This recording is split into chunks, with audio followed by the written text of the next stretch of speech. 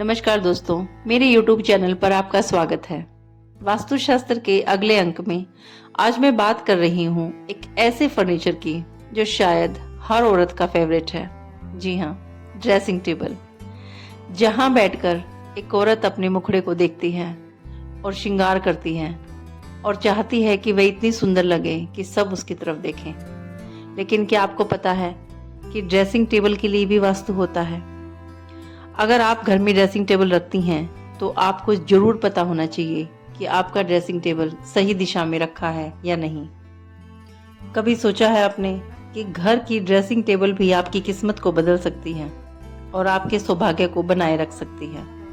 घर में जब भी आप ड्रेसिंग टेबल लगाती हैं तो आपको ध्यान रखना चाहिए कि आपकी ड्रेसिंग टेबल की दिशा पूर्व, पश्चिम और उत्तर होनी चाहिए। यानी कि जब भी आप ड्रेसिंग टेबल के पास जाके श्रृंगार करें तो आपका मुंह पूर्व, पश्चिम और उत्तर की तरफ होना चाहिए। आपका मुंह दक्षिण की तरफ बिल्कुल नहीं होना चाहिए। दक्षिण दिशा को श्रृंगार के लिए गलत दिशा माना गया है। दक्षिण की तरफ मुंह करके श्रृंगार करना शास्त्रों में वर्जित माना गया है, क्योंकि माता सीता को रावण दक्षिण की तरफ ही लेकर गए थे, जिससे राम और सीता के बीच में दूरी हो गई थी। इसीलिए कोशिश करें कि आप भी दक्षिण की तरफ मुंह करके श्रृंगार ना करें, वरना आपके रिश्तों में खटास आ सकती है। नंबर 2, मांग भरते समय हमेशा सिर पे चुन्नी होनी चाहिए।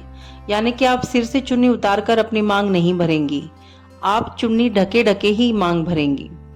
और मांग भी बिल्कुल नाक की सीध में, जैसे आपकी नाक की जो सिधाई होती है वह लेकर ही आप अपनी मांग को भरेंगी। साइड पे या इधर उधर आपने अगर मांग बनाई है तो ऐसे आपको मांग नहीं भरनी। मांग बिल्कुल माथे के बीचों बीच होनी चाहिए। नंबर 3, अपना शादी का जोड़ा आपको किसी को नहीं देना चाहिए। जिस जोड़े में आपने फेरे लिए थे वह जोड़ा सिर्फ आपके लिए है, आपकी सुहाग की निशानी है, उसे किसी को ना दें।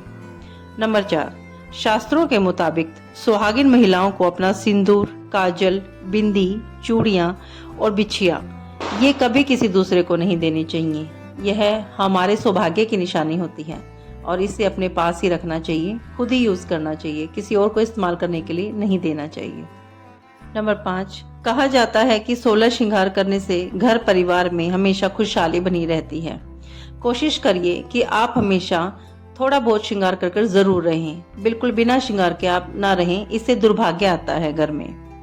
नंबर 6, माँ दुर्गा को 16 श्रृंगार बहुत पसंद था, तो कोशिश करिए कि आप भी 16 श्रृंगार करें। जब भी कोई त्योहार आता है तब तो जरूर, करवा चौथ, दिवाली, जितने भी त्योहार अपने हिंदू धर्म में मनाए जाते हैं, तीज, आप कोशिश करिए कि इनमें आप 16 श्रृंगार करें।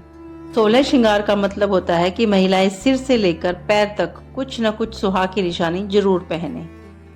जब भी आप अपने घर के लिए ड्रेसिंग टेबल बनवाती हैं तो कोशिश करें कि जो ड्रेसिंग टेबल का शीशा होता है उसके पीछे आप स्वास्तिक का निशान बनवाएं। यह बहुत ही शुभ माना जाता है। स्वास्तिक के निशान को सौभाग्य का प्रतीक माना जाता है। और अगर आपको ये लगे कि ये बाहर दिखाई देगा, तो वैसे दिखाई नहीं देता वो, तो आप कोशिश करें कि हल्के कलर से बनवा लें, लेकिन अपने शीशे के पीछे की तरफ जरूर बनवाएं। इससे पति पत्नी के प्यार का पति पत्नी का प्यार बढ़ता है, सामंजस्य बढ़ता है एक दूसरे के साथ। एक आप कोशिश करें कि बेडरूम में ड्रेसिंग टेबल ना रखें, लेकिन अगर मजबूरी है कि रखना पड़ता है तो आप ऐसा करिए कि उसमें आपका बेड नहीं दिखाई देना चाहिए शीशे में, और आप उठते ही अपना चेहरा शीशे में ना देखें, क्योंकि इससे नेगेटिव एनर्जी आती है। तो आप कोशिश करें कि रात को अपने मिरर को ढक के रखें। अगर आपको मेरी इन्फॉर्मेशन अच्छी लगती है तो प्लीज़ मेरी वीडियो को लाइक करिए, शेयर करिए और मेरे चैनल को सब्सक्राइब करिए। धन्यवाद।